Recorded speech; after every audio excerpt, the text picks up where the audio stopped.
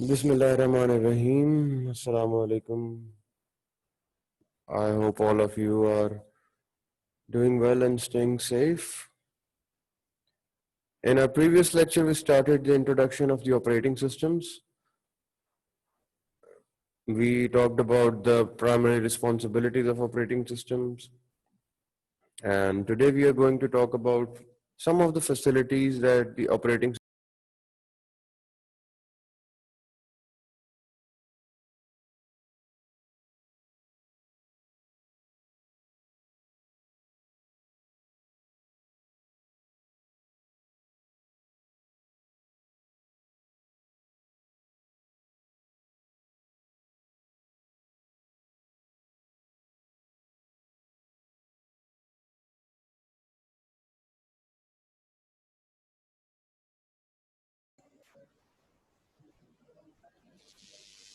So today we are going to talk about some of the facilities provided by the operating system to the user.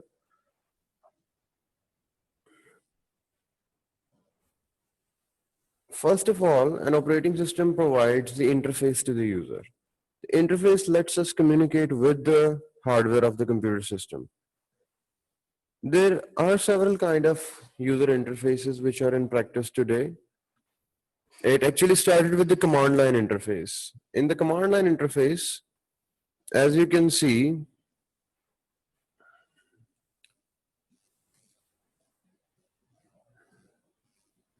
this is actually an example of command line interface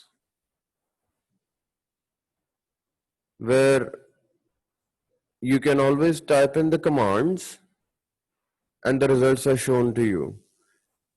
And there is separate commands to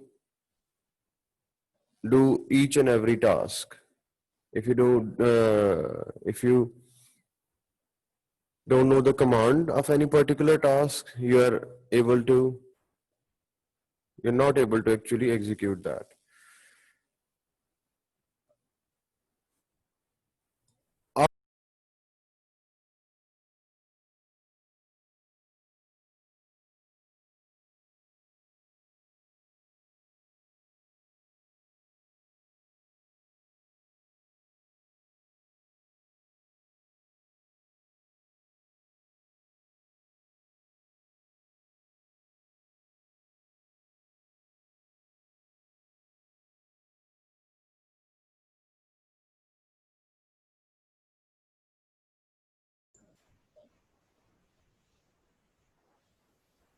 So as I was saying, first there was only command line interface, and in command line interface, the user needed to memorize all the commands of the particular functions that he or she may need to run. Then came the graphical user interface where each command had its own graphical representation. And now you have voice recognition based operating systems as well. You may have used the voice recognition capability to operate the device in your mobile phones, where the user simply speak in natural languages, give commands, and the microprocessor executes those commands. There are gesture-based operating system as well. You have played certain gaming consoles which actually can read the movement of your arms and your legs, and the object in the gaming character can then move according to those motions.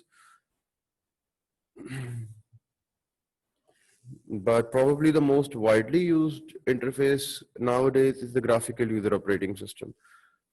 Now, in the GUI based operating system, you have the graphical representation of every command. You can simply run that command by clicking on that icon. Excuse me.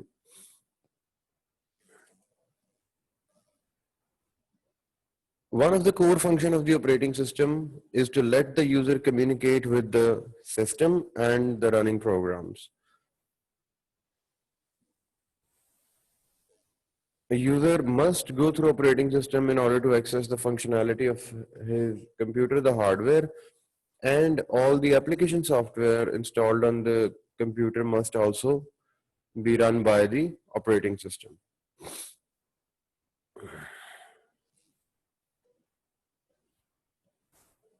Then operating system also provides the device drivers utilities. Whenever we attach a device with a computer, the device can be as common as the keyboard, and it can be some purpose specific devices. It can be a printer, your scanner, your three-in-one device having a printer, scanner, and photocopier all in one. But every device which is connected to the computer has to have a specific software which enables the operating system to use it, which enables the operating system and in turn the user to be able to use that device. That particular software is called the driver of the device. So if the driver is not installed, the device, although it may have perfect functionality, but the device is useless for the computer.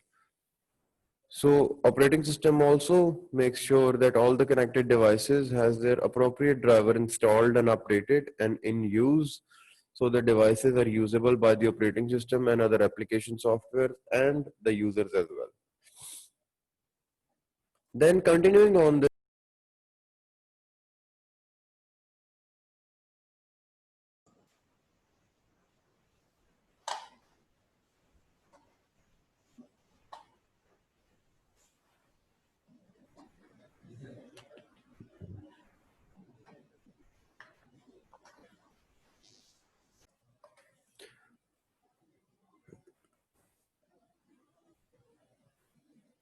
So continuing on with the functionality that the operating system provide to the user, the operating system provides a file system to user which the user can then use to store their data and their programs. The file system actually decides how the files will be stored on the secondary storage devices and how they will be accessed. I'm sure you may have formatted your own memory cards and your USB flash drives, and some of you have also installed their own operating system on their computers as well. So whenever you format your device, your storage device, you have to make a selection of the file system. The older ones are NTFS and FAT32. FAT actually means file allocation tables. And having those file systems actually uh, decide the way about how the files will be stored and retrieved from the storage device. Then it also lets the user to make the file, rename the file, choose the file names, and organize their data into a folder or directory structure. And the physical organization of the data on the storage device is done by the operating system itself. You might have used the defragmentation facility. The defragmentation utility of your computer or your mobile phone actually arranges your data to have better accessibility, to reduce the access time, and that is actually managed by your operating system. So the physical management of the data on the storage device is done by the operating system itself. User does not have to do that. And operating system also provides you with a different support of different programming environment. You can create and run your own program using your own IDLEs.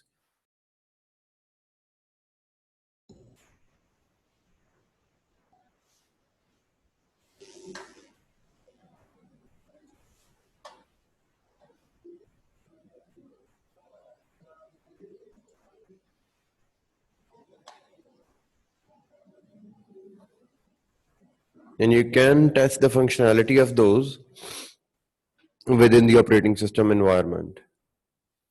Continuing on, up till now I have been using the word user referring to the human user, which is using the computer. But if you think about the application softwares also can be considered users of.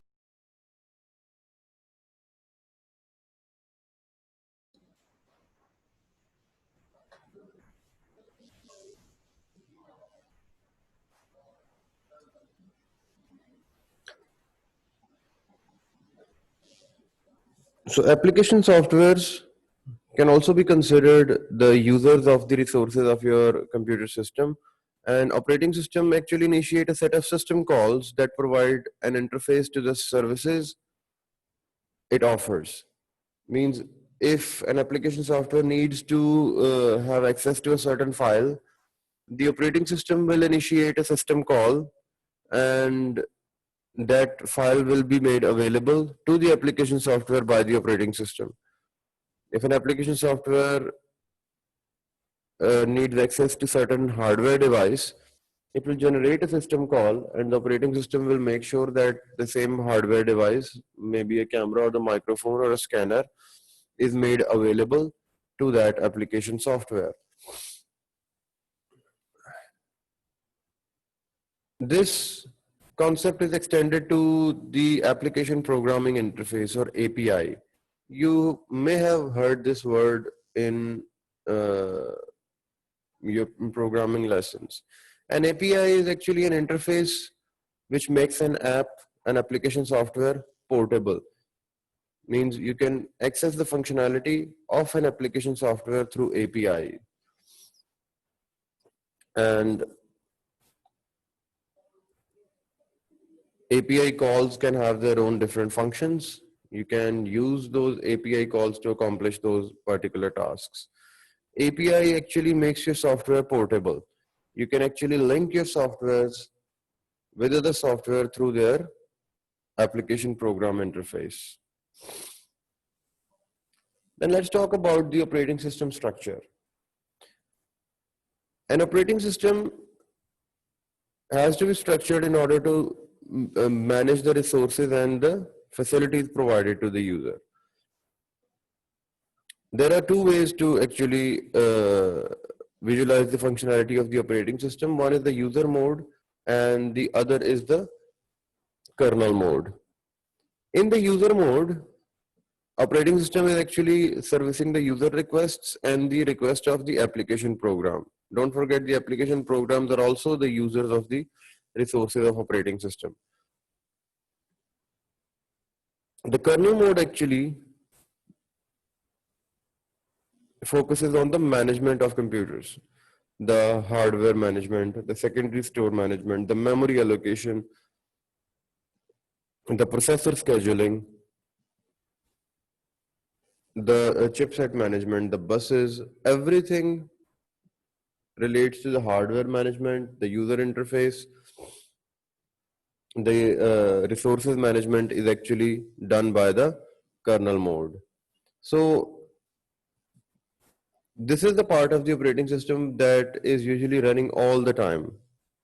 Whenever your computer is switched on, the kernel mode, the kernel functionalities are usually always running in the background, making the computer system possible for you to use, making the computer system available for you.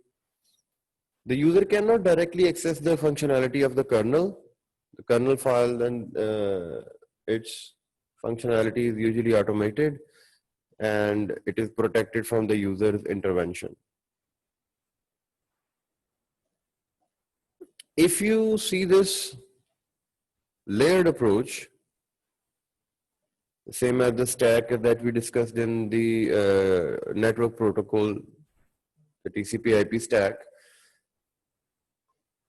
So in this layered approach, you can see that user interface is being serviced by the application programs, and those application programs are being serviced by the utilities, and the utility softwares are being serviced by the kernel, and kernel is actually getting the functionalities from the hardware interface. This layered protocol means that each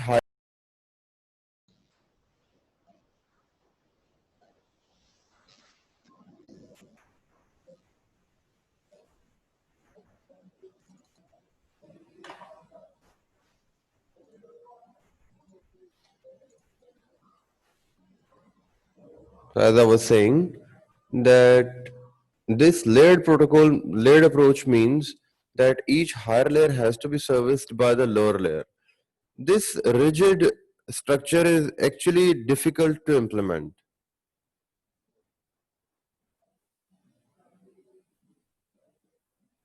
As you can see that only the utilities can make the system calls to kernel, and user interface and the application programs cannot. That creates a very rigid, very non-flexible kind of approach, which is hard to implement in the real life.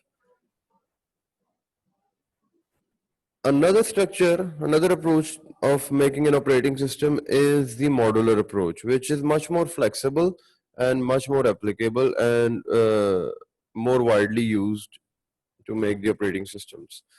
You can see that each category of programs have their own link to kernel, memory management, subroutines, the file management, device management, scheduling, everything have their own thread to kernel. They can make individual system calls to the kernel, and that then in kernel file there is sub portions of the kernel which are going to actually service the system calls made by the application programs, the microkernel structures, providing the functionality where the system call has been made. So actually, the kernel is functioning at to the absolute minimum only when it is required, only when the system calls are being made. That improves the functionality and the resource allocation greatly.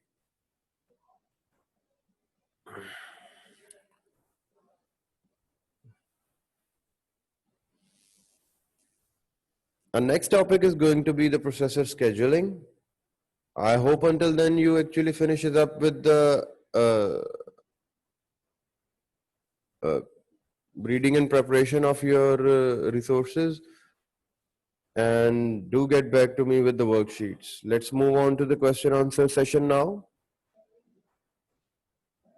Stay safe. Allah Hafiz.